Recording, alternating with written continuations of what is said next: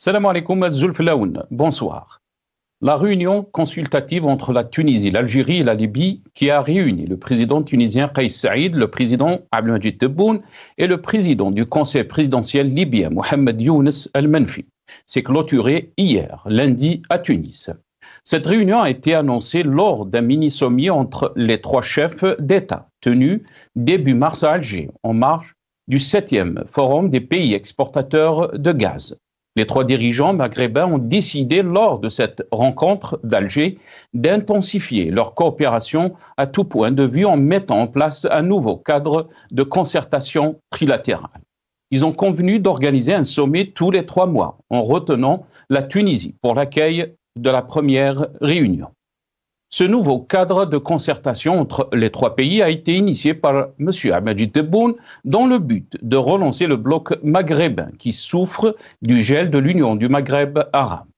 Le président Tebboune a affirmé lors de son entrevue périodique avec les représentants des médias nationaux le 30 mars « Notre démarche est motivée par le vide existant actuellement au niveau régional. Même les autres pays africains nous le rapprochent. Il y a l'Afrique de l'Ouest, l'Afrique de l'Est, etc. Mais il n'y a pas de bloc nord-africain. Alors nous avons décidé de nous rencontrer pour coordonner et parler d'une seule voix, avait-il expliqué, tout en précisant que cette initiative avait pour objectif de former un ensemble régional qui permettrait de coordonner les efforts en vue d'unifier la voix des pays membres sur de nombreuses questions internationales. M. Abdelmadjid Tebboune avait rassuré que cette démarche n'était dirigée contre aucun autre État et que la porte est ouverte aux pays de la région qui voudraient y adhérer. Nos voisins de l'Ouest ont fait d'autres choix sans nous consulter, avait-il relevé. À son arrivée à Tunis hier, lundi le 22 avril, pour participer aux travaux du mini-sommet tripartite, le chef de l'État, M. Abdelmadjid Tebboune, a réaffirmé encore une fois le soutien de l'Algérie à la Tunisie, en s'écriant que Dieu protège la Tunisie. Nos cœurs sont toujours avec le peuple tunisien et avec mon frère Kais. La Tunisie peut être impactée, mais ne tombera pas. La Tunisie restera debout, a déclaré le président Tebboune. La nature a horreur du vide, le monde évolue, les défis géopolitiques modèlent un monde nouveau, en pleine mutation, où les nations n'ont d'autre choix que de s'unir dans des regroupements régionaux à l'image de la CEDEAO, la Communauté économique des États de l'Afrique de l'Ouest, ou encore du Conseil de coopération du Golfe, à moins d'affronter seuls et isolés des mastodontes comme les 27 pays de l'Union européenne. Alors, qu'en est-il du sommet tripartite de Tunis? S'agit-il dans les faits de relancer la construction maghrébine sans le Maroc et la Mauritanie? Force est de constater que depuis l'indépendance des pays maghrébins, le rêve ambitieux de l'intégration des 5 pays, en l'occurrence le Maroc, l'Algérie, la Tunisie, la Libye et la Mauritanie, dans un ensemble régional est plongé dans un coma encéphalique. Un chiffre qui résume l'état des lieux dans l'UMA, cette coquille vide créée il y a 35 ans, au sein de laquelle les échanges commerciaux ne dépassent guère les 3% contre 47% d'échanges inter-Union européenne. Pour rappel, l'Union du Maghreb arabe avait été fondée en 1989 avec l'ambition de renforcer les liens politiques et économiques entre l'Algérie, le Maroc, la Mauritanie, la Tunisie et la Libye, sur le modèle de la communauté européenne, future Union européenne. Mais des tensions récurrentes entre Alger et Rabat ont fait capoter ce rêve. Ainsi, le dernier sommet entre dirigeants maghrébins remonte à 1994. Face à ce blocage, faut-il pour autant baisser définitivement les bras ou par pragmatisme passer à une autre dynamique maghrébine concrétisée par la création d'une nouvelle entité maghrébine, quitte à amputer cet espace régional de l'un des pays fondateurs, le Maroc, ou en plus de la Mauritanie. Nous débattrons de toutes ces questions juste après cette petite intro.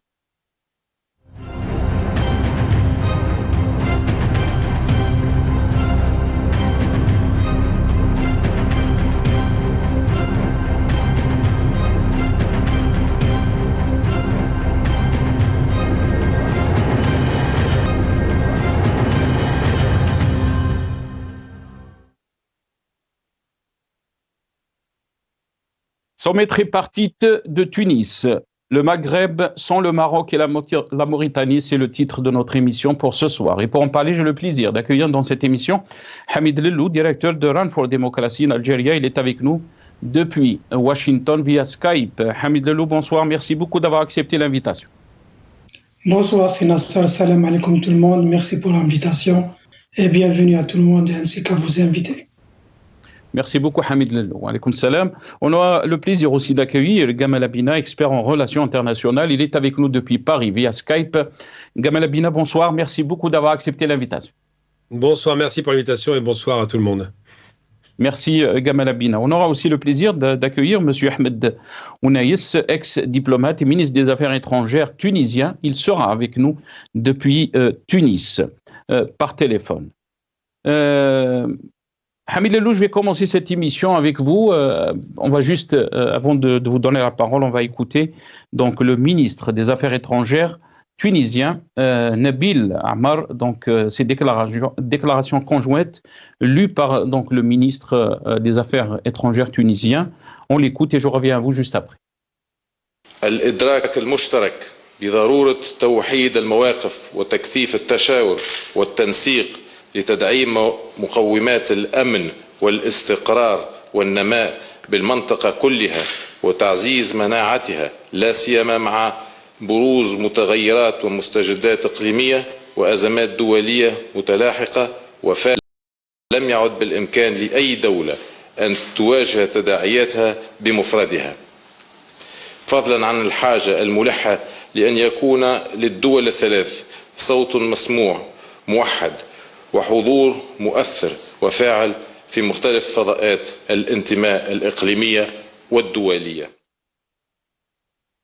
Le ministre des Affaires étrangères tunisien, M. Nabil Amar. Hamid Lellou, comment peut-on lire donc ce sommet de tripartite, l'Algérie, Tunisie, la Libye? Est-ce que c'est une bonne chose? Est-ce qu'il faut s'en réjouir? Donc, surtout qu'il faut rappeler, la dernière réunion, le dernier sommet était en 1994 à Tunis. Donc en Tunisie en 1994. Est-ce que c'est une bonne chose? Ou bien au contraire, beaucoup d'observateurs aussi se posent la question, où est le Maroc et la Mauritanie? De manière courte et simple, c'est une très bonne chose même. Pas qu'une bonne chose, c'est une très bonne chose. Le monde actuel vit des défis extraordinaires. Et il n'y a aucun pays au monde, y compris les États-Unis et la Chine, aucun pays ne peut vivre tout seul. Aucun pays ne peut faire face à ces défis extraordinaires tout seul. Donc, des initiatives d'union, des initiatives de coopération, des initiatives de travailler ensemble pour l'intérêt commun des peuples est une très bonne chose. Et le problème, c'est que maintenant, le contexte, dans les relations internationales, il y a toujours le contexte qui crée des prétextes. Et pour ceux, par exemple, vous avez cité la Mauritanie et le Maroc qui ne sont pas présents malheureusement, et du coup, cette union maghrébine ou bien l'union du Maghreb de l'Afrique du Nord ne se fera pas sans l'un ou l'autre des pays. Il y a 5 pays de l'Afrique du Nord, donc l'Afrique du Nord, ça doit être 5 membres. Ceci dit, en attendant, est-ce qu'il est sage et intelligent de créer des courants, des axes, en attendant de pouvoir créer quelque chose de mieux? Absolument. Maintenant, pourquoi le Maroc et la Mauritanie ne sont pas présents? Tout le monde le sait, c'est clair comme l'eau de roche. Le Maroc n'est pas là à cause de la dissension et des désaccords profonds qu'il y a avec l'Algérie. Par contre, la Mauritanie, contrairement à ce que beaucoup de gens disent, la Mauritanie ne refuse pas d'adhérer au groupe d'Afrique du Nord. C'est pas ça le problème. Le problème de la Mauritanie est un pays qui est au porte-à-feu entre 2 pays frères.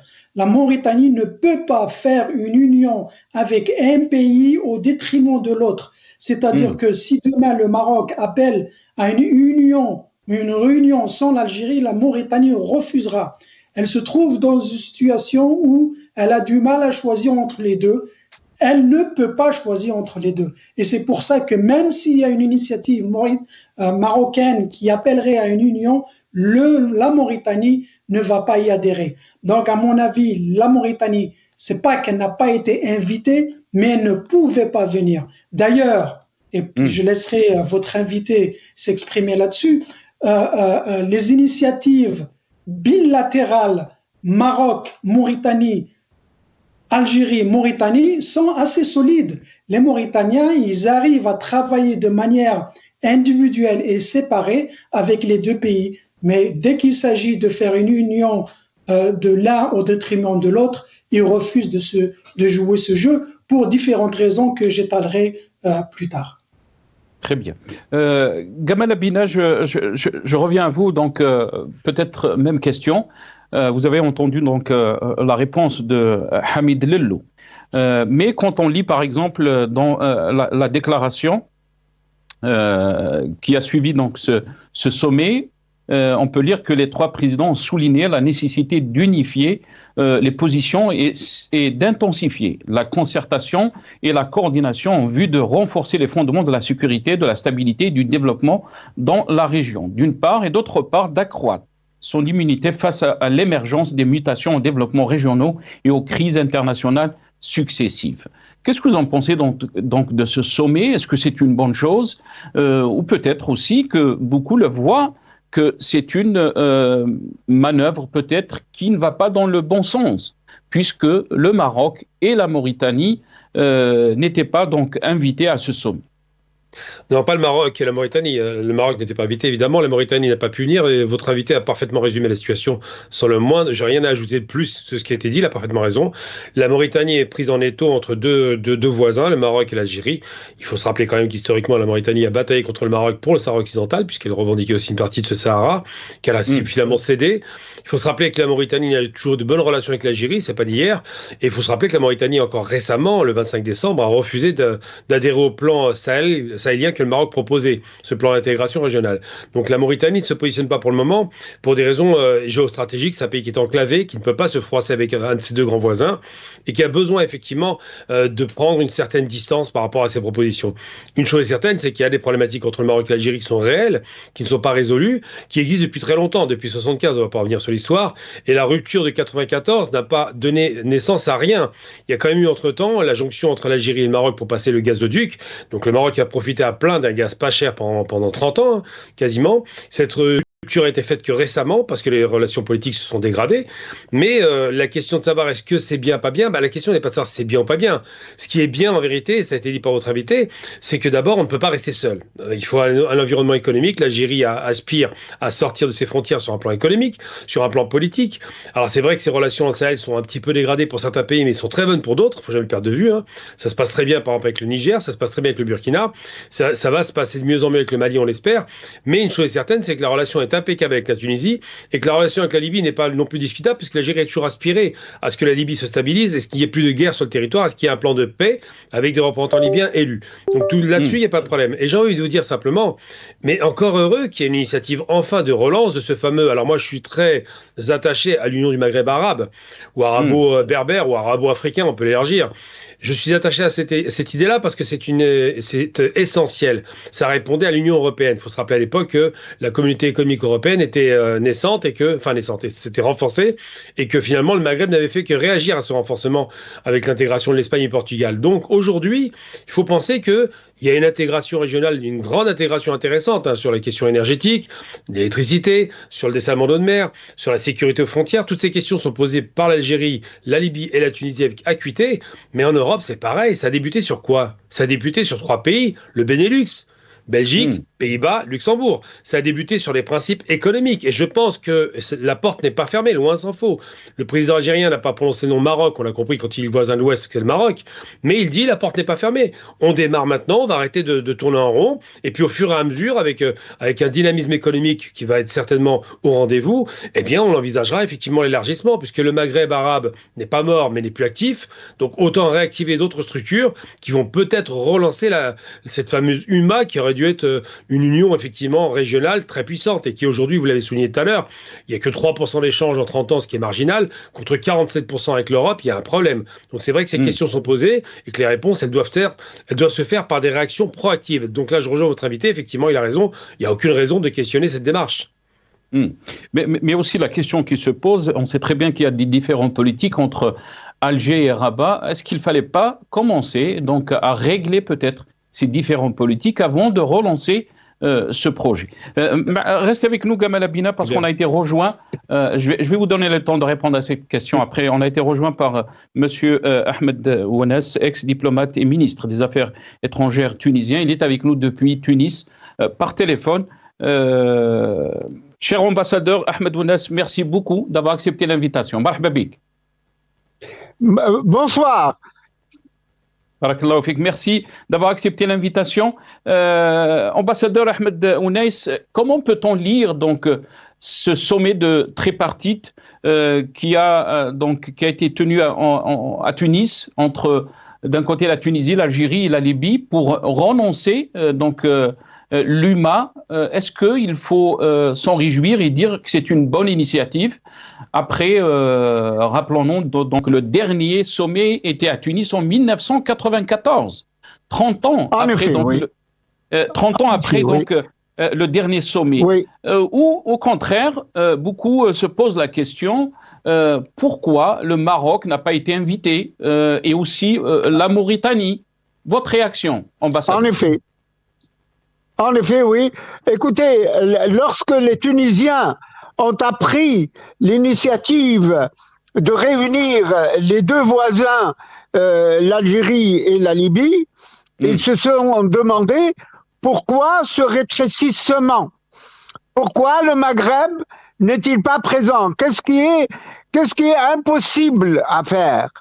Nous reconnaissons qu'il y a des difficultés, que entre l'Algérie et le Maroc, il y a une rupture de relations diplomatiques décidée par l'Algérie et pas par le Maroc, et que il y a un vieux contentieux qui avait freiné l'élan commencé par la signature du traité de Marrakech en février 1989, qui créait l'Union du Maghreb arabe, et qui s'était terminé avec le sommet de 1994. Et depuis lors, il n'y a plus eu de sommet maghrébin. Celui qui s'est tenu hier à Tunis, c'était pas un sommet maghrébin. C'était un dialogue de consultation, comme ils l'ont appelé eux-mêmes, des entretiens de consultation, et ils n'ont pas osé le qualifier comme étant maghrébin, parce qu'ils savent parfaitement que le Maghreb, c'est 5 pays, c'est 5 peuples, ni 3, ni 6. Donc, ce que nous avons enregistré hier, c'était peut-être une amorce. Il y a un certain nombre de résultats acquis, c'est-à-dire une zone de libre-échange entre les 3 pays, c'est quand même bon, c'est un bon départ. Une liberté de circulation pour les citoyens des 3 pays, c'est excellent. J'espère que nous pourrons l'élargir à l'ensemble du périmètre maghrébin. Et je sais qu'il y a des difficultés à surmonter entre l'Algérie et le Maroc, avec des griefs partagés de part et d'autre. Mais tout est surmontable, à condition de revenir au fondement, c'est-à-dire la fraternité. Et je suis persuadé que si l'on repart sur la base du sentiment de fraternité qui habite le fond de nos consciences, de bout en bout du Grand Maghreb, nous pourrons surmonter absolument tous les obstacles. Très bien. Voici ma question. Monsieur l'ambassadeur, mais Ahmed Tebboune, le président algérien, avait précisé que cette démarche, que ce sommet n'était pas dirigé contre aucun autre État et que la porte est ouverte aux pays de la région qui voudraient y adhérer. On va l'écouter dans ce passage et je reviens à vous juste après.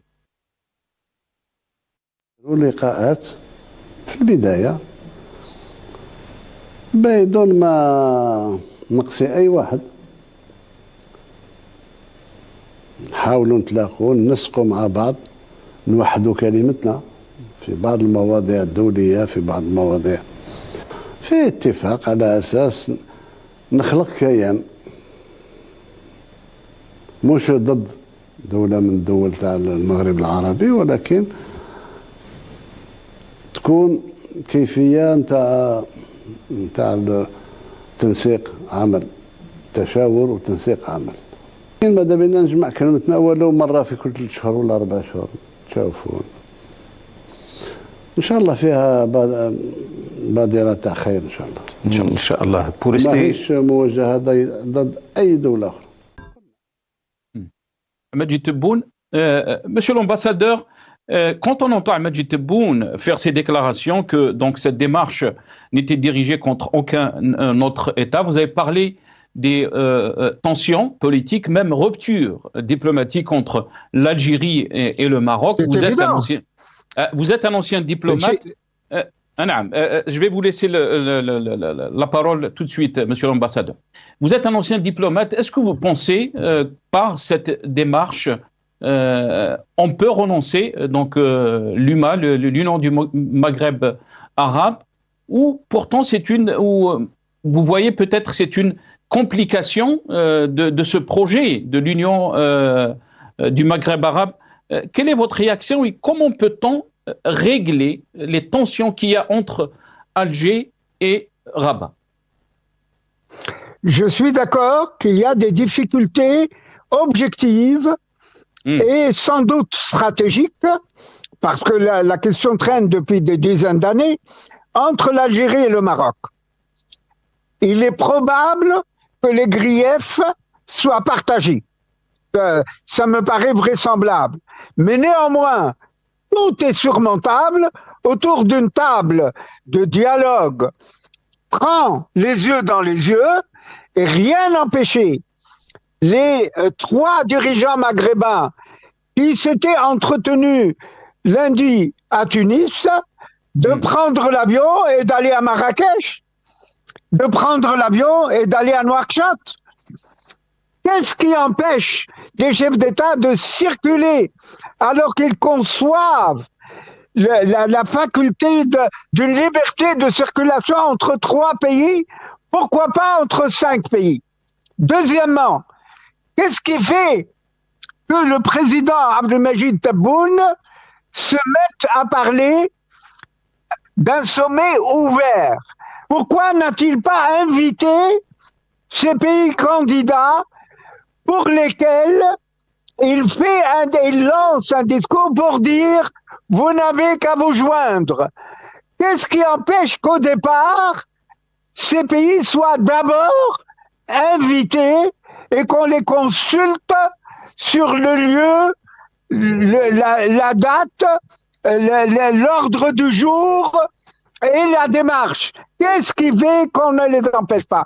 Le fait même qu'une certaine conscience parle de laisser des portes ouvertes afin que les membres de ce grand Maghreb s'unissent.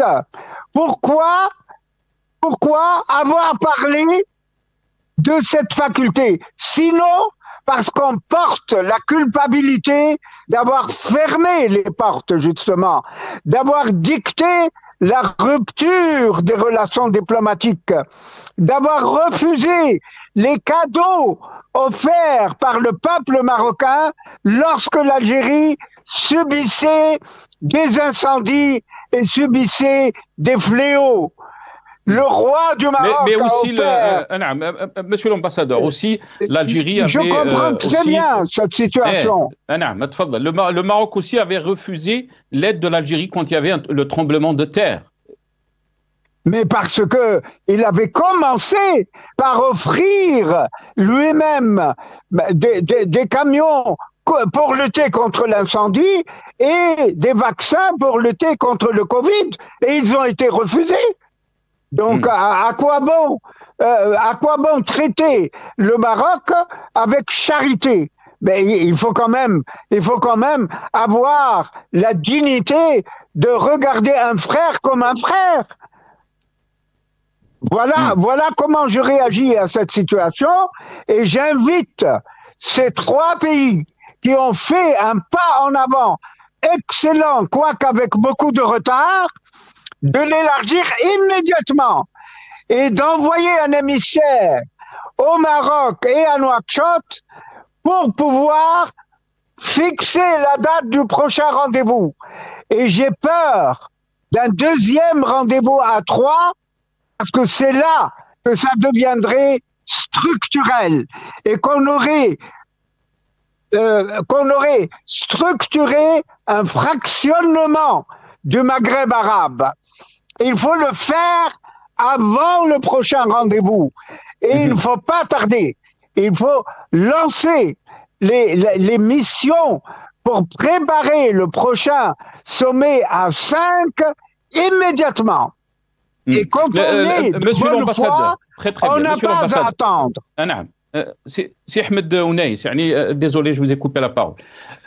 La relation diplomatique a été rompue. Le motif, c'est que les autorités algériennes ont avancé donc le motif des relations ou tatbi', comme on dit, le Maroc, normalisation des relations avec Israël. C'est ce qui a poussé l'Algérie à rompre ses relations diplomatiques avec le Maroc. Est-ce que la Tunisie... Ils l'ont fait avec retard, avec presque 10 mois de retard. Mais néanmoins, il y a là un argument. C'est vrai, il y a un argument. Je vais vous laisser la parole, mais il est sur la table. Juste, je vais finir ma question. Aussi, donc, on a vu Ahmadji Tebboune faire des déclarations à son arrivée à Tunis. On aimerait bien donc écouter ces déclarations juste dans cette petite vidéo. Et je reviens à vous, monsieur l'ambassadeur.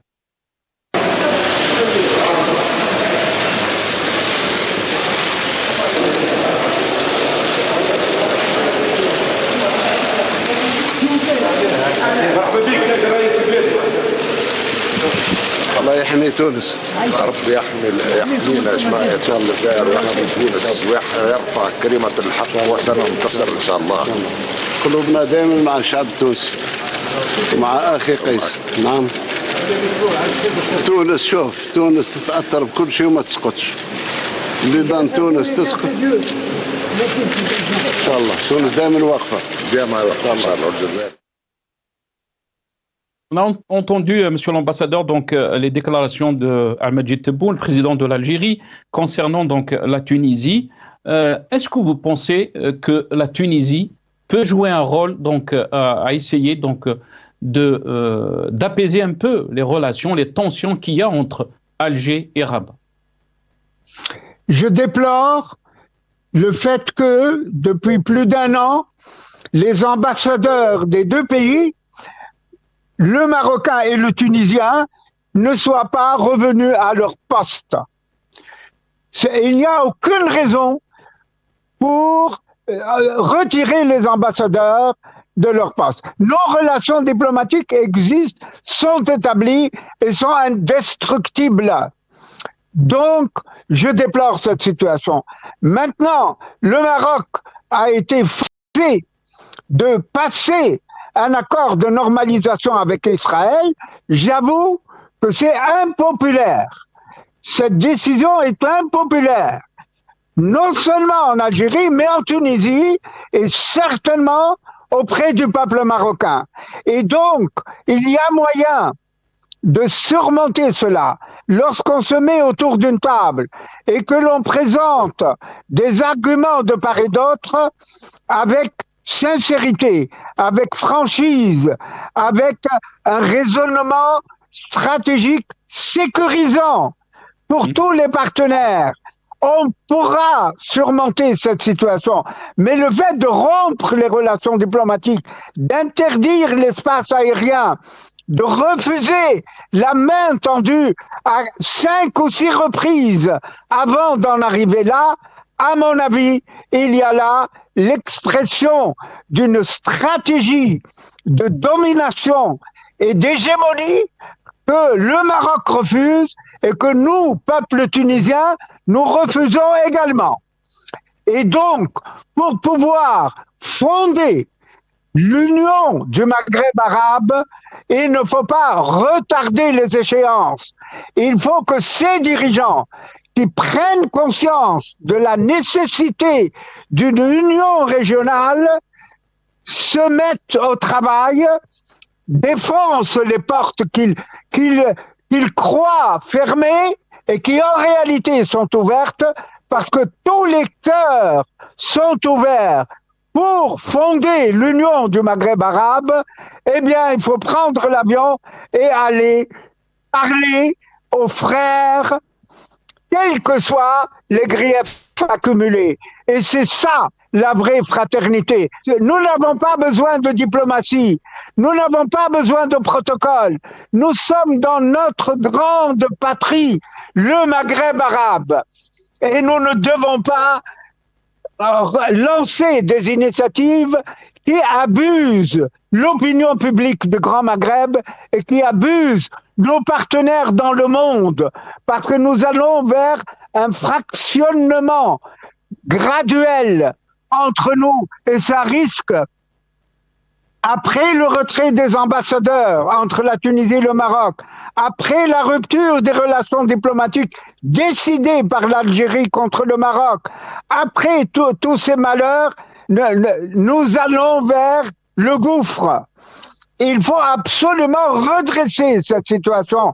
Et les peuples du Maghreb sont mûrs pour franchir cette étape. Pourquoi attendre? Pourquoi retarder? Pourquoi accuser le voisin? Pourquoi ne pas discuter les yeux dans les yeux? Très bien. Restez avec nous, monsieur l'ambassadeur. Hamid Lelou, votre réaction donc, par rapport à cette analyse, si on veut qu'il y ait la relance de l'UMA, il faut le faire avec les 5 pays. Pourquoi attendre? Votre réaction? J'espère que son Excellence l'ambassadeur est encore avec nous. Il va entendre notre réaction. J'aimerais bien lui dire que moi, je suis un fervent et un grand opposant politique au régime algérien. Néanmoins, je ne suis pas d'accord avec ses thèses quand il accuse dans un sens la responsabilité algérienne vis-à-vis de la situation qui pourrit la situation dans le Maghreb. Ce n'est pas que le régime algérien à qui reviendra la faute, le régime marocain fait la même chose. Historiquement, je peux aller jusqu'en 74-75. À ce jour, le Maroc refuse de ratifier les accords frontaliers entre l'Algérie et le Maroc. Les événements de 94, quand le régime algérien avait instauré la fermeture des frontières terrestres, je suis d'accord parce que la réaction du régime marocain était une réaction brutale et sauvage en accusant des Algériens d'actes terroristes contre des terroristes à Marrakech sans aucune preuve, alors que la preuve qui était venue après, c'était des citoyens marocains qui avaient fait des attentats terroristes contre des citoyens espagnols.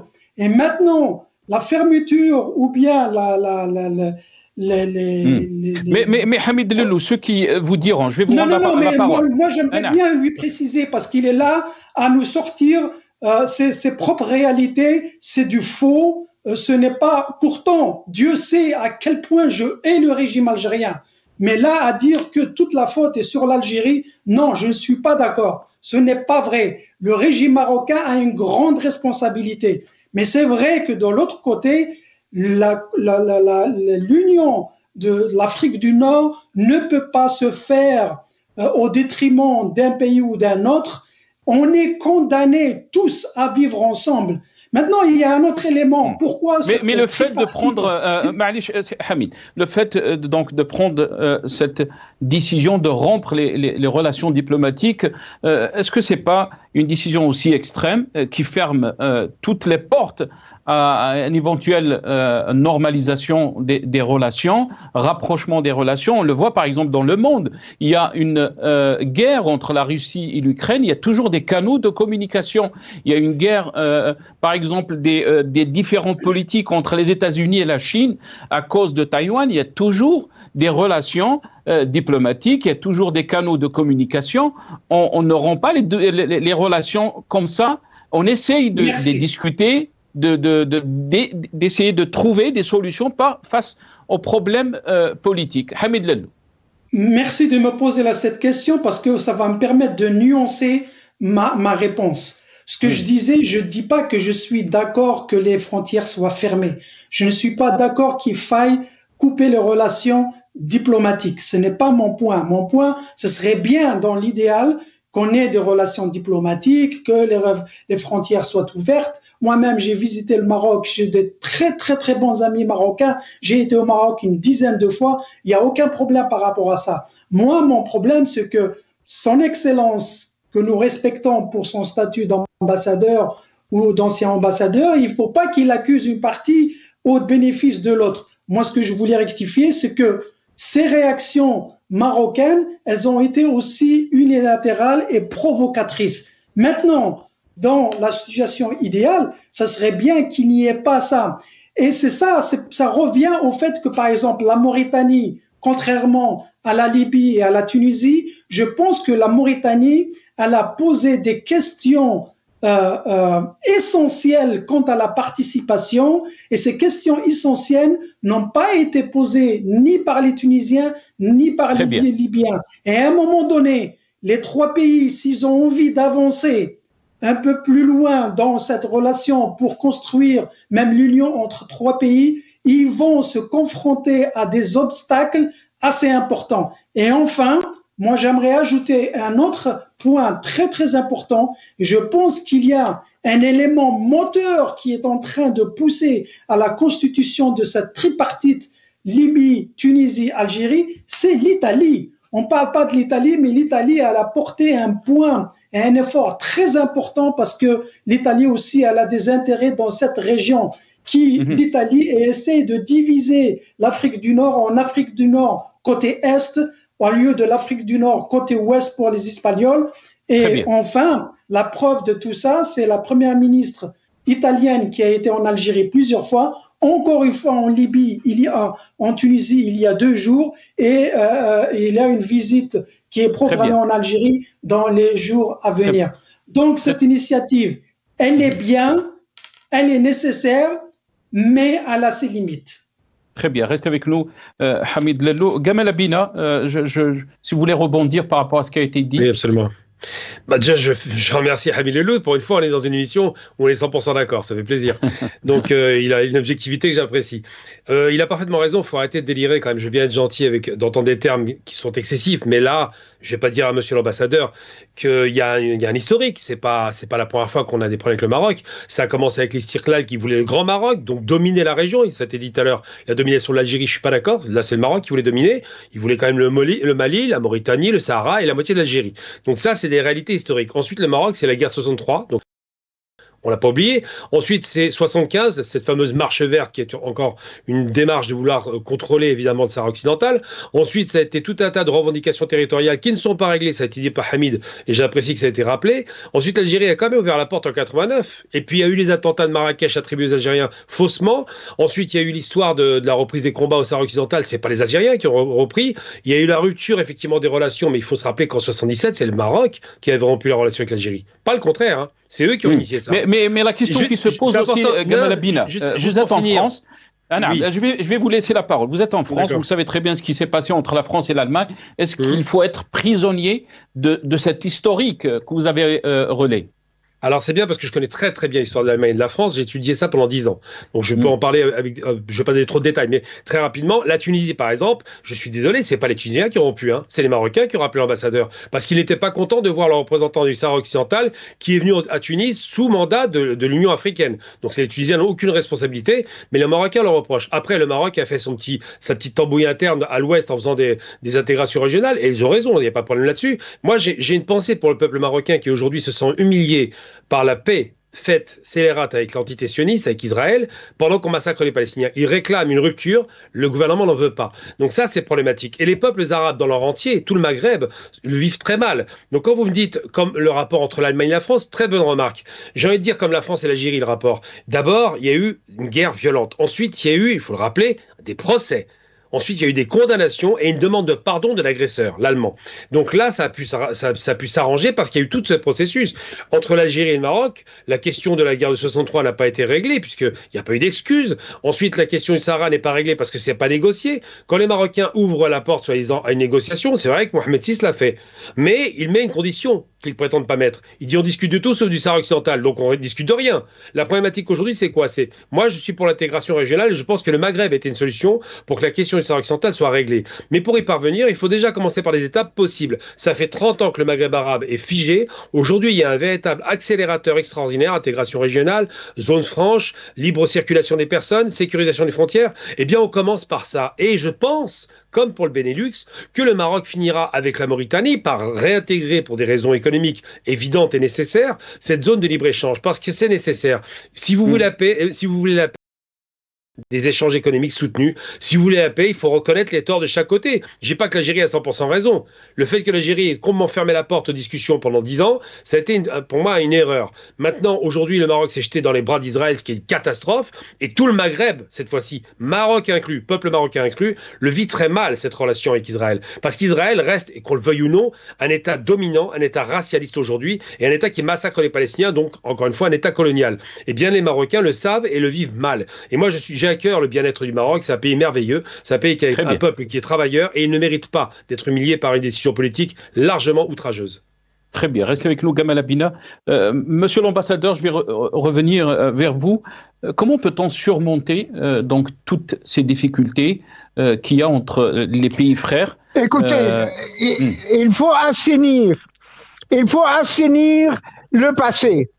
Je pourrais répondre à tous les griefs qui ont été émis un à un, mais nous n'avons pas le temps. Je vous pose une question. Si réellement vous avez foi dans l'union de Grand Maghreb, si vous avez foi dans la fraternité profonde des peuples maghrébins les uns avec les autres, prenez rendez-vous dans 8 jours à Nouakchott. Nous irons tous pour discuter de tout ce qu'il est possible de faire, d'élargir à l'ensemble de nos marchés, de coordonner nos positions de politique maghrébine, d'intégration économique, de coordination politique, de solidarité avec la Palestine et de réponse commune à nos partenaires européens d'une part et africains d'autre part. Et c'est alors que nous serons respectés par les États du monde et en particulier par nos propres peuples à l'égard de leurs propres dirigeants. Ne soyons pas au-dessous de notre devoir. Rencontrons-nous dans 8 jours à Nouakchott. Si vous êtes véritablement de vrais Maghrébins, ce n'est pas le passé qui va nous retenir ou nous freiner. Il faut foncer, assainir et aller de l'avant. Est-ce que vous êtes optimiste, monsieur l'ambassadeur? Malheureusement, je ne suis pas optimiste parce que j'ai assisté à l'indépendance du Maroc et à l'indépendance de la Tunisie quand j'avais 20 ans. J'ai milité pour l'indépendance du continent africain et en particulier de l'Algérie jusqu'aux années 60, évidemment, où l'Algérie a enfin retrouvé son indépendance. Et avec les Marocains et les Mauritaniens déjà indépendants, nous nous disions entre nous, ah, le jour où l'Algérie sera indépendante, nous ferons un pas en avant. Eh bien, ce sont les Européens qui ont fait le pas en avant nous, alors que nous étions plus mûrs que les peuples européens pour faire un marché commun et pour intégrer le Maghreb arabe. Nous nous étions rencontrés depuis avril 1958 à Tanger, entre le FLN, l'Istiqlal et le parti néo-destourien, et nous avions tracé le plan d'intégration de nos pays en vue de l'indépendance de l'Algérie et au-delà. Et nous n'avons rien réalisé. Eh bien, malheureusement, malheureusement, je ne suis pas loin de faire mes adieux à mon peuple et à tous mes frères maghrébins, mais je ne vivrai pas ce grand Maghreb. Et c'est à cause de l'Algérie et de la politique militariste et hégémonique de l'Algérie qui a toujours brisé les plans d'intégration maghrébine. Monsieur l'ambassadeur, je voulais terminer cette émission et je vais vous laisser partir très rapidement. L'Algérie a connu donc une révolution inédite populaire en 2019.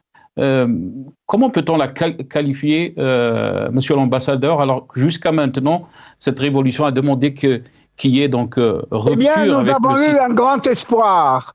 Nous avons eu un espoir immense de nous débarrasser du régime militaire en Libye avec Kadhafi et du régime militaire en Algérie avec le départ de Bouteflika.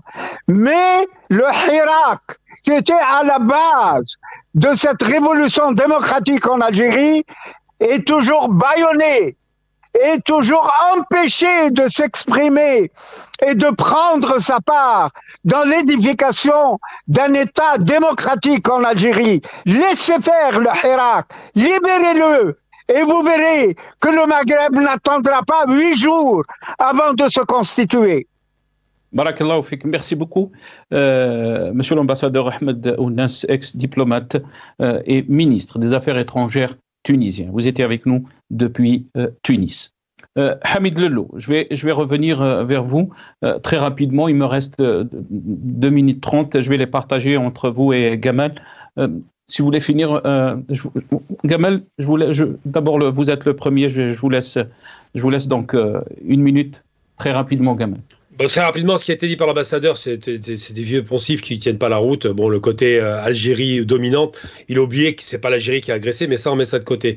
Et en ce qui concerne, je pense, parce que bon, monsieur l'ambassadeur dit des choses, mais je pense qu'il n'est pas sur le même logiciel, et c'est très dérangeant. Ensuite, en ce qui concerne effectivement le Maghreb, l'intégration du Maghreb, on commence par un premier pas, et c'est très positif. Il devrait s'en réjouir, la Tunisie est dans le quartet, et dans le trio de tête plutôt. Et derrière, cette intégration va nécessairement, je pense, pousser l'intégration régionale. Mais si on pense toujours en termes de il faut d'abord, ce qu'on a fait pendant 30 ans, un préalable de paix pour l'intégration régionale, on n'aura jamais rien. Donc il faut commencer par ce pas, espérer que ça ira dans la bonne direction, que ça profite au peuple du Maghreb, de ces 3 pays de l'Est. Et puis après, on espérera qu'évidemment rapidement la Mauritanie, le Maroc et pas seulement. Moi je suis pour le Mali, pour le Niger, il y a des pays comme ça qui doivent être intégrés, faire en sorte qu'on ait une véritable Afrique du Nord dans le sens de Afrique du Nord, au sens large du terme. Mais les questions de dire que l'Algérie est une puissance dominante militaire, j'ai trouvé ça parfaitement déplacé et ça n'a aucun sens. Très bien. Hamid Lello. Moi, j'aimerais bien apporter une petite rectification à notre ami Abina. Nous sommes d'accord, on n'a pas besoin d'être en désaccord tout le temps, mais pas pour les mêmes raisons. Moi, entre guillemets, ma haine pour le régime algérien ne m'aveugle pas. Quand je fais des lectures, j'essaie de les faire de la manière la plus objective possible. Maintenant, je suis content que l'ambassadeur ait mentionné l'Afrique du Nord en 1958, mais j'aimerais bien lui préciser une chose. À l'époque, les acteurs qui avaient essayé de créer l'union de l'Afrique du Nord, c'était des acteurs légitimes, c'était des acteurs qui vraiment aimaient leur pays. Les acteurs d'aujourd'hui, ils sont illégitimes, y compris le président tunisien qui est arrivé par les élections, il est devenu... passons, il n'y a pas de légitimité politique dans aucun pays de l'Afrique du Nord. Par conséquent, cette union ne peut pas se faire parce qu'une union au détriment des peuples n'est pas possible. Le jour où tous les peuples de l'Afrique du Nord sont libres, à ce moment-là, l'union sera libre. Et je suis d'accord avec M. Abina, l'Afrique du Nord devrait être étendue au Sahel parce que le Sahel est une partie intégrante de l'Afrique du Nord. Merci Hamid Lello, directeur de Run for Democracy. Vous étiez avec nous depuis Washington. Merci Gamal Abina, expert en relations internationales. Vous étiez avec nous depuis Paris.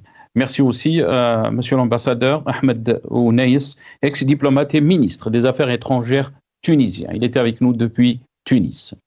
Merci à vous, chers téléspectateurs, d'avoir suivi cette émission. Yatikoum saha.